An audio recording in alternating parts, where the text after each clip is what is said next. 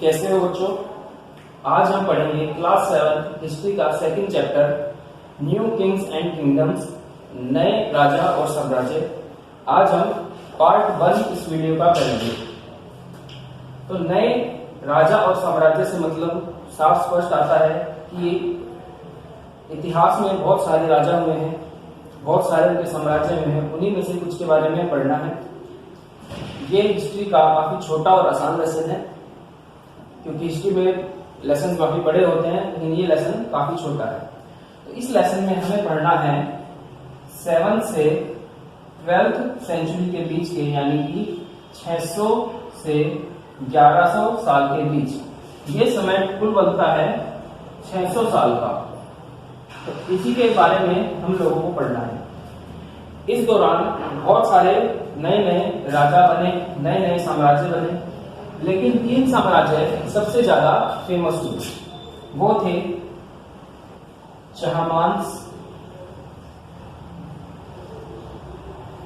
राष्ट्रकूट्स और पाल्स। इन चहमांस को हम चौहान भी कहते हैं, जैसे कि पृथ्वीराज चौहान जो चौहानों का आखिरी राजा था।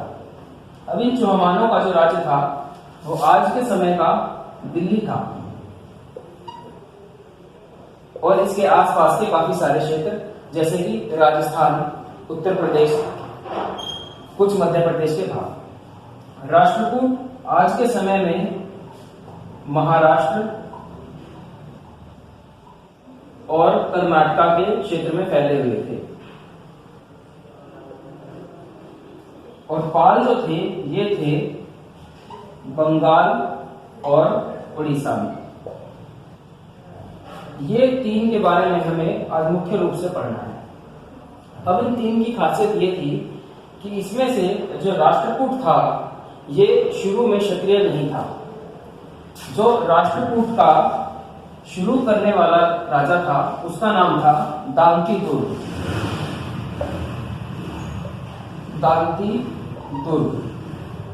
ये दांती दुर्ग क्षत्रिय नहीं था, हालांकि ये बहुत ही गुणी व्यक्ति था, बहुत ही वीर व्यक्ति था। जब ये राजा बना तो जनता ने इसका विरोध किया, क्योंकि ये क्षत्रिय नहीं था और उसमें प्रथा चली आ रही थी कि क्षत्रिय ही राजा हो सकता है। तो इसने एक हवन करवाया।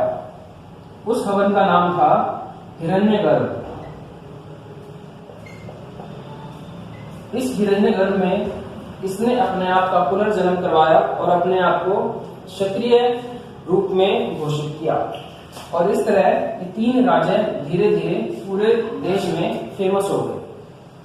अब कोई भी राज्य जब बनता है तो उस राज्य को चलाने के लिए सबसे बड़ी और सबसे इंपॉर्टेंट चीज होती है, वो है पैसा।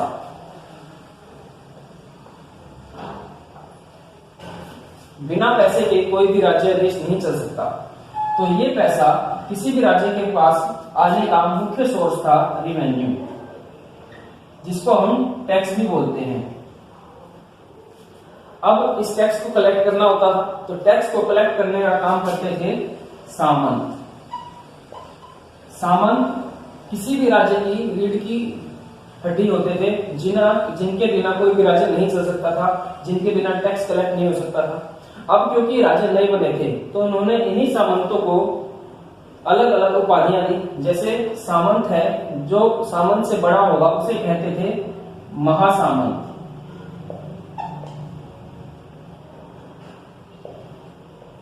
ऐसे ही जो इन दोनों से भी बड़ा होगा वो कहलाता था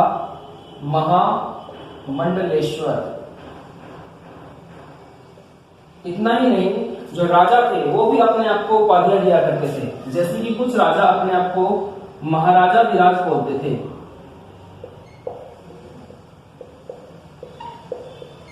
और कुछ अपने आप को कहते थे त्रिभुवन चक्रवर्ती। महाराजा विराज यानी राजाओं का राजा, और त्रिभुवन चक्रवर्ती यानी तीनों लोगों का सबसे बड़ा राजा। अब ये जो रिवेन्यू हुआ करता था, जिसको सामंत इकट्ठा करते थे, बदले में इन्हें क्या मिलता था? तो इन्हें 2 चीजें मिला करती थी। पहली होती थी लैंड ग्रांट्स और दूसरी होती थी प्रशस्ति। लैंड ग्रांट्स यानी जमीन का कुछ टुकड़ा जिसको सामंतों को दे दिया जाता था और उस पर वो अपनी मर्जी से कुछ भी कर सकते थे। और प्रशस्ति यानी सर्टिफिकेट, ये सर्टिफिकेट में उनके बारे में अच्छी बातें लिखी होती थी, जैसा कि बच्चों को भी सर्टिफिकेट मिलते हैं जब वो किसी कंपटीशन में या अपनी क्लास में कुछ अच्छा करते हैं। अब पैसा टैक्सेस और रेवेन्यू से भी आता था। इसके अलावा एक और बड़ा सोर्स था पैसा आने का, वो था युद्ध, वार्स। लड़ाइयां होती थी और जो जीतने वाला राजा होता था हारने वाले राजा का सारा खजाना लूट लिया करता था। और ऐसे युद्धों को हम कहते थे वारफेयर फॉर वेल्थ, यानी कि खजाने के लिए युद्ध करना। इतिहास में ऐसे बहुत सारे राजा हुए हैं जिन्होंने खजाने के लिए युद्ध करा, जैसे कि उदाहरण के लिए हम देखें तो महमूद गजनवी। ये महमूद गजनवी अफगानिस्तान से सोमनाथ मंदिर गुजरात आया था। वहां इसने उस मंदिर को लूटा और अपने साथ बहुत सारा सोना, करीब 800 ऊंटों पर सोना लाद कर ये अपने साथ ले गया था। ऐसे ही एक और था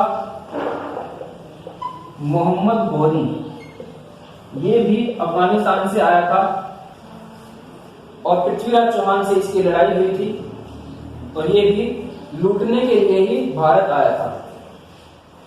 तो यहां हमारा पार्ट 1 समाप्त होता है। जल्दी ही मिलेंगे पार्ट 2 वीडियो के साथ।